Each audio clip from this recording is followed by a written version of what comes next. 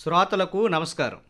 ఈరోజు AIDS day సందర్భంగా AIDS గురించి అవగాహన కల్పించడానికి మన స్టూడియోకి ఆహ్వానించాము ప్రముఖ వైద్యులు డాక్టర్ కూటుకుప్పల సూర్యారావు గారిని. ఈయన వైద్య రంగంలో చేసిన సేవలకు గుర్తింపుగా 2008 సంవత్సరంలో భారత ప్రభుత్వం పద్మశ్రీ పురస్కారంతో సత్కరించింది. డాక్టర్ కూటుకుప్పల సూర్యారావు గారు భారతదేశ ప్రతినిధిగా ఐక్యరాజ్య సమితిలో కూడా ప్రసంగించారు. డాక్టర్ కూటుకుప్పల సూర్యారావు గారికి సాదర స్వాగతం పలుకుతుంది ఆకాశవాణి విశాఖపట్నం కేంద్రం. నమస్కారం అండి డాక్టర్ గారు. నమస్కారం అండి దిలీప్ గారు. సో డాక్టర్ గారిని అడిగి ఎయిడ్స్కి సంబంధించి అనేక విషయాలు, నూతన వైద్య విధానాలు, అలాగే నూతన ఆవిష్కరణలు మొదలైనటువంటి సమాచారాన్ని తెలుసుకుందాం. ఒకప్పుడు ప్రపంచాన్ని గడగడలాడించినటువంటి భయంకరమైన వ్యాధి ఎయిడ్స్. ఈ ఎయిడ్స్ వ్యాధి నిర్మూలనకు ప్రపంచవ్యాప్తంగా యుద్ధ ప్రాతిపదికన అనేక అవగాహన కార్యక్రమాలు కూడా నిర్వహించారు. వీటిలో చాలా వరకు విజయవంతం కూడా అయ్యాయి. అది ఎంతవరకు అంటే డిసెంబర్ 1 ప్రత్యేకత ఏంటి అని మనం ఎవరిని అడిగినా వెంటనే ఎయిడ్స్ డే అని చెప్పేస్తారు. అంటే అంతగా ప్రజలకు అవగాహన కలిగింది. అయితే ప్రపంచ ఎయిడ్స్ దినం ప్రతి ఏటా ఎందుకు జరుపుకుంటాం అన్న విషయం అందరికీ అవగాహన ఉండకపోవచ్చు.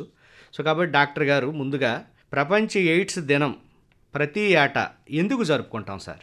డిసెంబర్ 1 అనగానే ప్రపంచ ఎయిడ్స్ దినం అని అనుకుంటాం. ఎందుకని?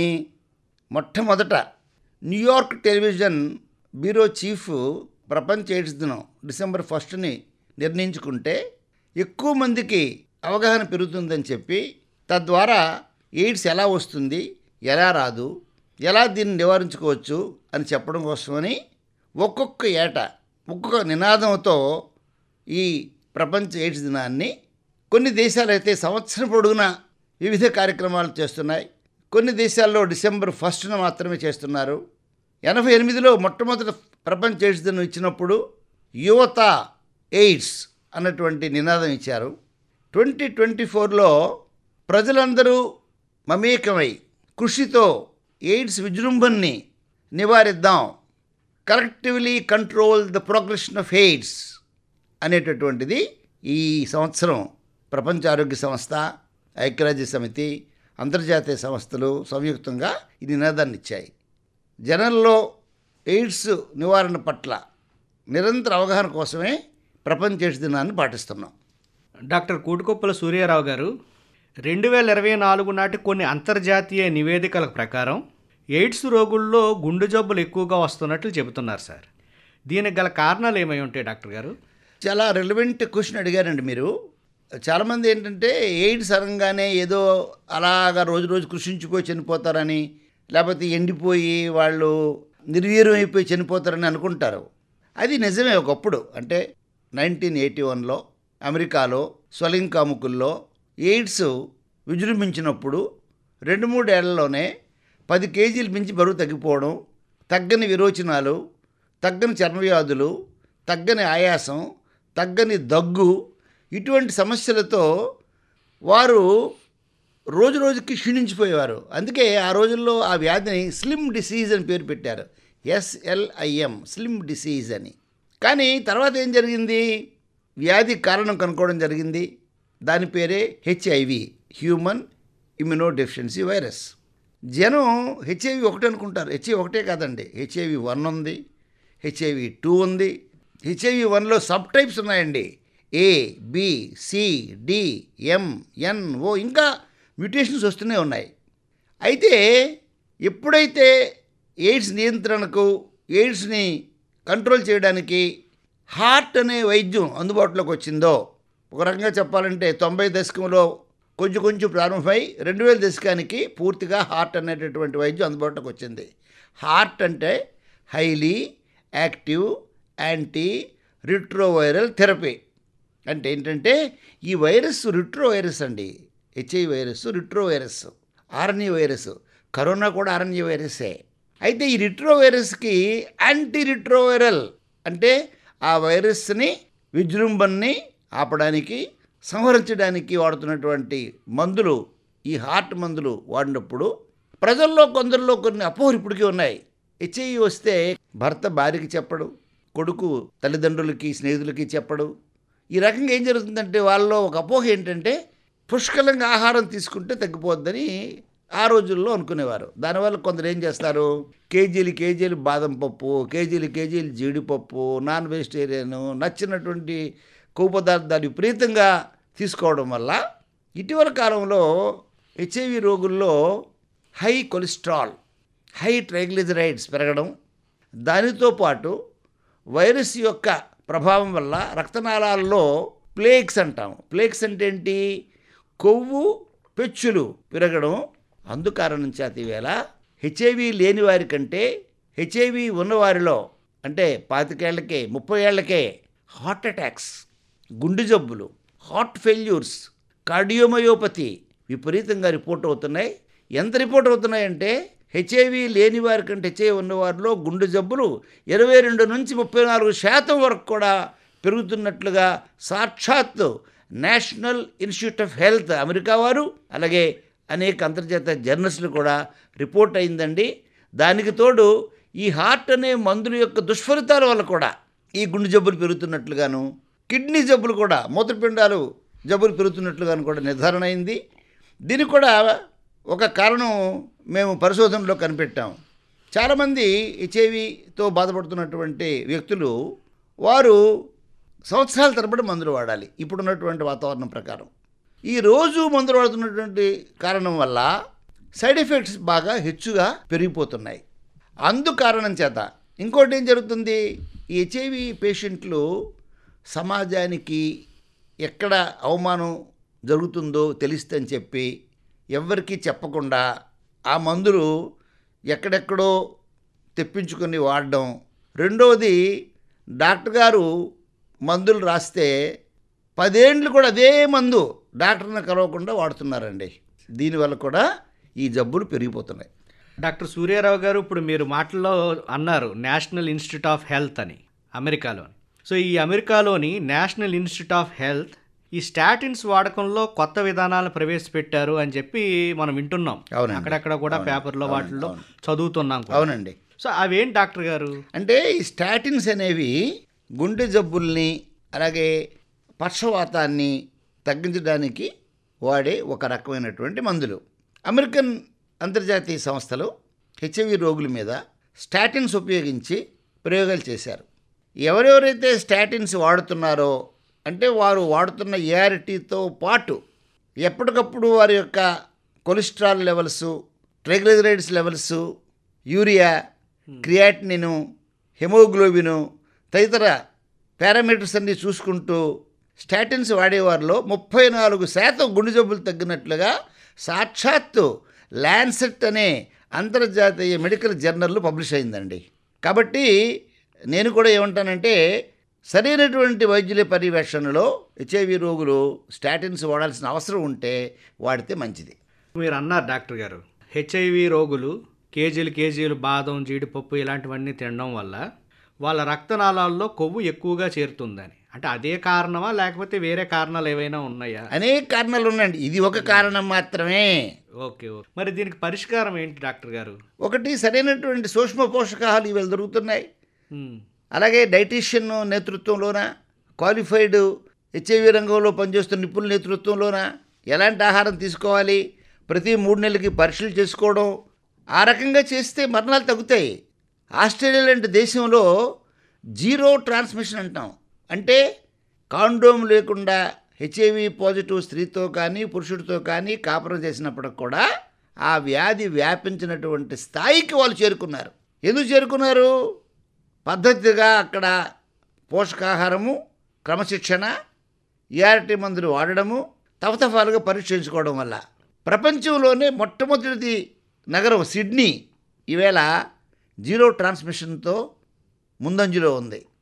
ఒక సందేశం మనకేంటి, సిడ్నీలో అయినప్పుడు విశాఖపట్నం ఎందుకు కాకూడదు రేపు, ఆంధ్రలో ఎందుకు కాకూడదు రేపు?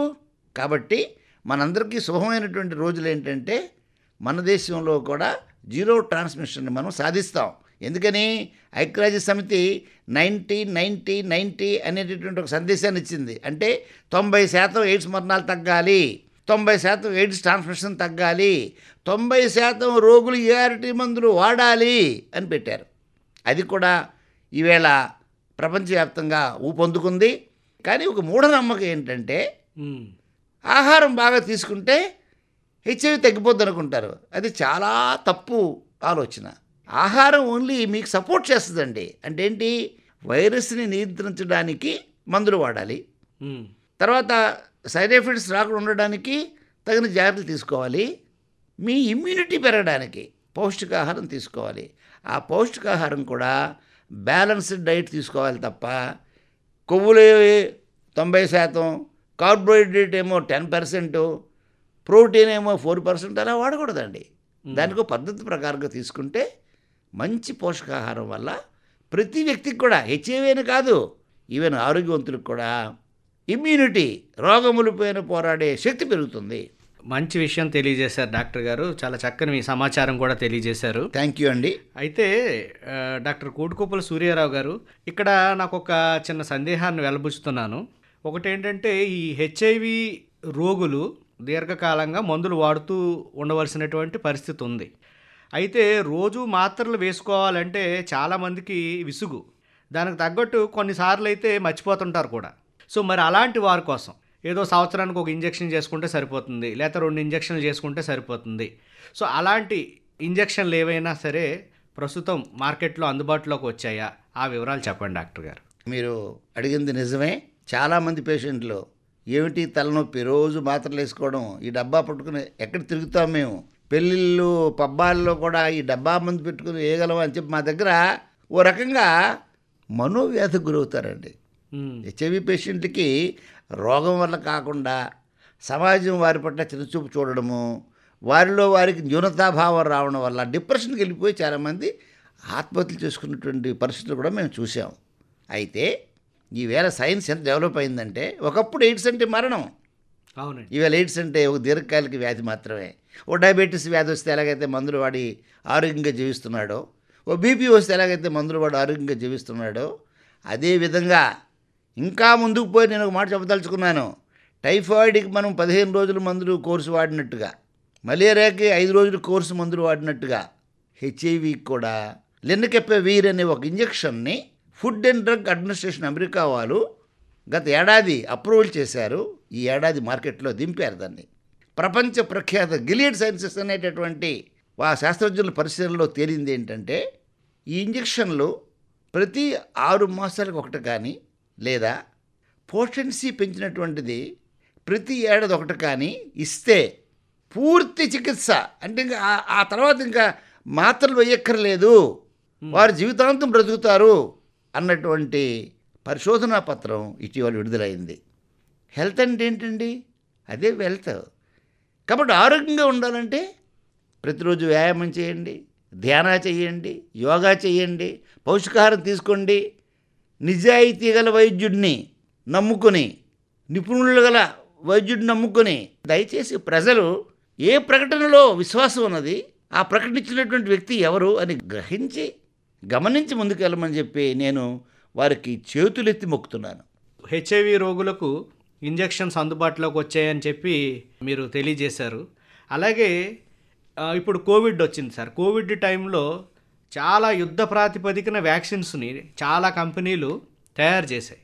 సో అందరికీ కూడా కోవిడ్ వ్యాక్సిన్ ఇచ్చారు. సో అలాగే ఈ హెచ్ఐవి అన్నది ఎప్పటి నుంచో మనం పోరాటం చేస్తూ ఉన్నాం.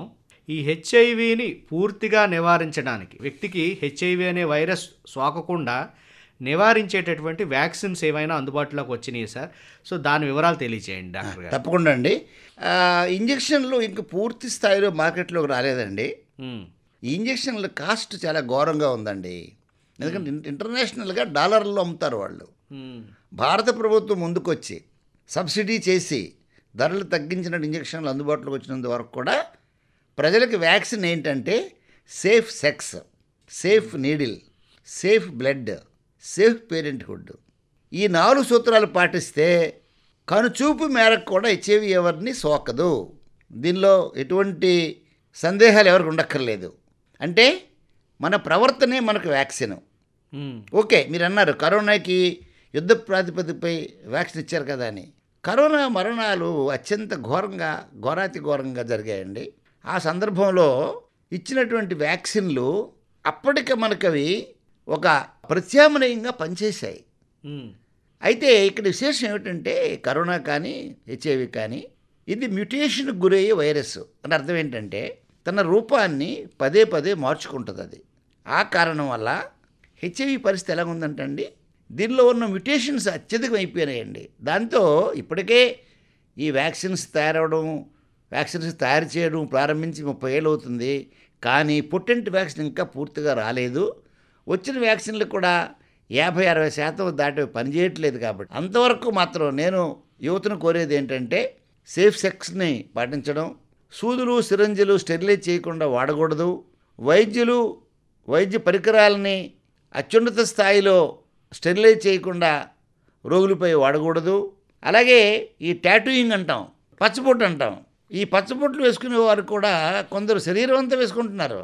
అటువంటి వారు ఆ పచ్చబొట్లు వాడే సూదుల్ని సరిగా స్టెరిలైజ్ చేయకపోతే hepatitis B, hepatitis C, HIV ఈ 3 వ్యాధులు కూడా వ్యాపిస్తున్నాయి. ఇది సాక్షాత్తు ప్రపంచ ఆరోగ్య సంస్థ ఘంటాపథంగా చెబుతున్నది. కాబట్టి ఈ పచ్చబొట్లు వేసుకునేటువంటి వాళ్ళు కూడా ఆ స్టెరిలైజేషన్ నీడిల్ వాడుకోవాలి. అలాగే తల్లి నుంచి బిడ్డకు రాకుండా హెచ్ఐవిని పూర్తిగా నిరోధించినటువంటి వైద్యం 2 దశాబ్దాలుగా మన భారతదేశం అందుబాటులో ఉంది. కానీ ఇప్పటికీ కొందరు తల్లులు హాస్పిటల్కి వెళ్ళరే, వాళ్ళు ఇంట్లోనే పురుడు పోసుకుంటారు. అటువంటి వారు మనం ఏం చేయగలం? కాబట్టి దీని విషయమై కూడా అవగాహన పెంచాలి మనం. ఈ రకంగా మనం ప్రయత్నిస్తే డెఫినెట్గా పూర్తిగా హెచ్ఐవి పైన విజయం సాధించవచ్చు. రెండవది, కొత్తగా ఈ మధ్యకాలంలో చిప్స్ అని, అంటే చర్మం కింద ఒక చిన్న మన సెల్ ఫోన్లో ఉన్నటువంటి చిప్ అంటాం మనం, అలాంటివి వచ్చాయి. అది చర్మం కింద దాన్ని అతికించేస్తే వాళ్ళు మందులు వాడక్కర్లేదు. దాని నుంచే ఆ శరీరానికి ఏఆర్టీ మందులు జీవితాంతం సప్లై అవుతాయి. ఓకే, అవి కూడా వచ్చాయండి. డాక్టర్ గారు, ఇప్పుడు మీరు అన్నారు ఏఆర్టీ మందులు. అవునండి. ఈ హెచ్ఐవి ఫాల్స్ పాజిటివ్ రిపోర్ట్స్ ఆధారంగా కొంతమంది ఏఆర్టీ మందులు వాడుతున్నారని చెప్పి తెలుస్తుంది. సో దానివల్ల ఏమైనా ప్రమాదం అంటారా డాక్టర్? చాలా ప్రమాదం అండి. మన శరీరంలో వైరస్ లేకుండా మీరు ఏఆర్టీ మందులు వాడితే అది వాడినందువల్ల కొందరికి లివర్ ఫెయిల్యూర్, పచ్చకామెలు రావచ్చు, మరికొందరిలోనేమో kidney failure, acute kidney failure రావచ్చు, మరికొందరిలో మయోపతీస్, హార్ట్ సైజ్ పెరిగిపోవచ్చు. ఏఆర్టీ మందులు ఏమీ సేఫెస్ట్ మందులు కావండి, కానీ ప్రాణం నిలుపుతున్నాయి ఇవి అన్నటువంటి బెనిఫిట్ కోసం మనం వాటి దుష్ఫలితాలను విస్మరించి వాడుతున్నాం. కాబట్టి హెచ్ఐవి పాజిటివ్ కాకుండా హెచ్ఐవి ఫాల్స్ పాజిటివ్ వాళ్ళు ఎట్టి పరిస్థితుల్లో మందులు వాడకూడదు. ఇక్కడ ప్రజలకు నా విజ్ఞప్తి ఏంటంటే, చాలాసార్లు హెచ్ఐవి టెస్టులు స్టాండర్డ్ ల్యాబ్స్లో కాకుండా చౌకగా అవుతాయని చెప్పి ఎక్కడో దగ్గర పరీక్ష చేస్తారు. ఇక్కడ సంఘటన చెప్పదలుచుకున్నాను నేను. అవసరమైతే ఎప్పుడైనా మీకు నేరుగా కూడా నేను ఆ పత్రాలు మీకు సమర్పిస్తాను. ఓ పెద్ద కార్పొరేట్ హాస్పిటల్లో బెర్హంపూర్లో ఒక దంపతులు పరీక్ష చేయించుకున్నారు. భార్యకి హెచ్ఐవి పాజిటివ్ వచ్చింది. వచ్చిన తర్వాత వాళ్ళు వెంటనే ఆ డాక్టర్ గారు ఎవరు చెప్పారు, మందులు వాడారు. 3 నెలలకి ఈవిడ నల్లగా శరీరం అంతా కాలిపోయినట్టు అయిపోతుంది, ఈవిడికి బొబ్బలు వచ్చేస్తున్నాయి. వెంటనే వాళ్ళు భార్యాభర్తలు ఇద్దరు కూడాను నా దగ్గరకు వచ్చారు. వాళ్ళు నేను చూస్తే హెచ్ఐవి పాజిటివ్ రిపోర్టు. నేను అన్నాను, ఏమండి నాకు ఎందుకో ఈ రిపోర్ట్ చూస్తే కొంచెం అనుమానంగా ఉంది, ఇంకొద్దరు చేస్తాను అన్నాను. సార్ డబ్బులు ఖర్చు అండి, ఆల్రెడీ పాజిటివ్ వచ్చింది కదా, మా ఆవిడని బాగు చేయండి అంటాడు అతను. అయినప్పటికీ ఇంకో దగ్గరికి పంపించాను, నెగిటివ్ వచ్చింది. అది అక్కడ తాగలేదు, నేను ఇంకో స్టాండర్డ్ లెవెల్కి పంపించాను, బొంబాయి, నెగిటివ్ వచ్చింది. అక్కడ తాగలేదు. హైదరాబాదులో ఒక వైరాలజీ లెవెల్కి పంపించాను, అక్కడ నెగిటివ్ వచ్చింది. అప్పుడు చెప్పాను వీళ్ళకి, మీరు నెగిటివ్, మీ ఫాల్స్ పాజిటివ్ని రెండోసారి మూడోసారి పరీక్ష చేయకుండా మీకు మందులు ఇవ్వడం అనేటటువంటిది చాలా నేరం. ప్రపంచ ఆరోగ్య సంస్థ ఏం చెప్పిందంటే 3 రకాల పరీక్షలు చేసి హెచ్ఐవి గురించి 3 రకాల కిట్స్ ఉపయోగించి 3 రకాల విభిన్నమైన పరీక్షల్లో 2 పరీక్షల్లో పాజిటివ్ వచ్చినప్పుడు మాత్రమే మీరు పాజిటివ్ అని చెప్పండి, కానీ 1 పాజిటివ్ వస్తే మళ్ళీ 3 మాసాలు ఆగి రిపీట్ చేయమన్నారు. దురదృష్టవశాత్తు ఇవాళ చాలా ల్యాబ్స్లో వెళ్ళగానే పరీక్ష చేస్తున్నారు, రిపోర్ట్ ఇచ్చేస్తున్నారు. దాంతో చాలామంది అంటే చెప్పలేని బాధకు గురైపోతున్నారు. సో ఇక్కడ నా ఉద్దేశం ఏంటంటే, దిలీప్ గారు, ప్రజల అవగాహన పెరగాలి. ప్రభుత్వాలలో కూడా ఈ పరీక్ష చేసినటువంటి కేంద్రాల మీద నిఘా ఉండాలి. లేకుంటే ఏమవుతుందంటే ఇటువంటి రిపోర్ట్స్ వల్ల మనకి మేలు కంటే కీడు ఎక్కువ జరుగుతుంది. కాబట్టి ఫాల్స్ పాజిటివ్ వాళ్ళు ఎట్టి పరిస్థితుల్లో కూడా మందులు వాడకూడదు. ఈ హెచ్ఐవి లేకపోతే ఎయిడ్స్ సోకినటువంటి రోగులు డాక్టర్స్ని కన్సల్ట్ చేయకుండా ఏఆర్టీ మందులు సంవత్సరాల తరబడి అలా వాడుతూనే ఉంటున్నారు సార్. కొంతమంది అంటే మీరు అన్నట్టు చెప్పుకోవడానికి ఇబ్బంది, బయట వాళ్ళకి చెప్పుకోరు. కొంతమంది ఏం చేస్తారంటే ఏ నెట్లోనో ఇంటర్నెట్లోనో కొడతారు, ఏదో మెడిసిన్ పేరు వస్తుంది, అవి ఆన్లైన్లో బుక్ చేసుకుంటున్నారు, వాడేస్తున్నారు. సో దీనివల్ల కొన్ని మరణాలు కూడా సంభవిస్తున్నాయి డాక్టర్ గారు. దీనికి ఎటువంటి పరిష్కార మార్గాన్ని మీరు చెప్తారు? ఏఆర్టీ మందులు అనేటటువంటివి ఒక్కసారి డాక్టర్ గారు రాస్తే మళ్ళీ ఆయన కన్సల్ట్ చేయకుండా సంవత్సరాల తరబడి వారికి వారు మందుల షాప్కి వెళ్ళి కొనేసి వాడుకోవడం వల్ల వారి శరీరంలో జరిగిన మార్పులు వారికి తెలియక అర్ధాంతరంగా చనిపోతున్నారు. ఇలాగ ఎవరైనా సరే పేషెంట్లు వారికి వారు సంవత్సరాల తరబడి మందులు వాడితే దానివల్ల శరీరంలో నకసక పర్యంతం కూడా ఈ ఏఆర్టీ మందుల యొక్క ప్రభావం గురైపోతుంది. రెండోది, ఒకప్పుడు చాలా మనకి క్రూడ్ మందులు దొరికేవి, అవి ఇప్పుడు బ్యాన్ చేశారు. ఈవేళ చాలా లేటెస్ట్ మాలిక్యూల్స్ వచ్చాయి, అది ఉపయోగించుకోవాలి. కాబట్టి అప్డేట్ అవ్వాలి. కాబట్టి మంచి ఆరోగ్యం కావాలంటే అప్డేట్ అవ్వాలి. ప్రభుత్వ ఆసుపత్రులకు వెళ్ళిన వైద్యంలో వచ్చిన మార్పులు తెలుసుకోండి. డాక్టర్ కూటుకొప్పల సూర్యారావు గారు చాలా విషయాలు తెలియజేశారు. అయితే ఇంకొక సందేహం ఉంది. ఇప్పుడు మన భారతదేశంలో కొన్ని వర్గాల్లో అంటే బొంబాయి వంటి నగరాల్లో, కొన్ని కాలనీల్లో, అలాగే ఉత్తరాఖండ్లో కూడా ఒక అమ్మాయి ద్వారా 40 మందికి హెచ్ఐవి అనేది సోకింది. సో ఇలాంటి పరిస్థితుల్లో మన యువతను మనం ఎలా కాపాడుకోగలుగుతాం సార్? ఇది మహాకవి శ్రీశ్రీ ఒక మాట చెప్తాడు, ఎముకలు కుళ్ళిన వయస్సు మళ్ళిన సోమరులారా చావండి, నెత్తురు నిండిన శక్తులు పండిన యువకుల్లారా రారండి అన్నాడు ఆయన. ఎందుకు మాట అన్నాడో తెలుసండి? ఈవేళ భారతదేశం ప్రపంచంలోనే అత్యంత యువ దేశం. ఈ దేశంలో 75% జనాభా 35 ఏళ్ళలోపు వారే.